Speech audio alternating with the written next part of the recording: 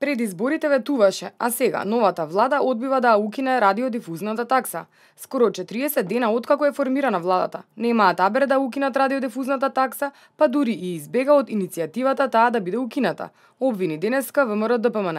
Жаклина Пешевска од ВМРО ДПМН на пресконференција истакна дека од тоа најмногу губат граѓаните и ваквата политика мора да запре и да се почитува дадениот збор и ветување. Денес сме јули месец, а СДС бега како ѓавол од темјан од своето ветување со кое ги манипулираа граѓаните од декември па се до сега. Радмила Шекеринска кажа на 30 март: ако денес имавме нова влада, граѓаните веќе ќе беа ослободени од плаќање радиодифузна такса.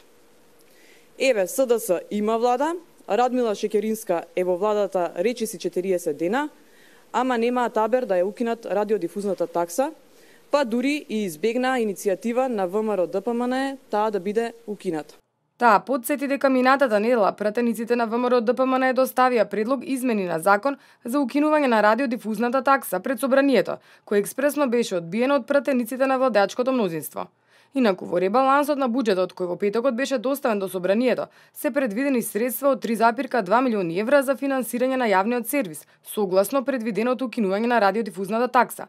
Но кога точно ќе биде укината, се уште нема информација од владата.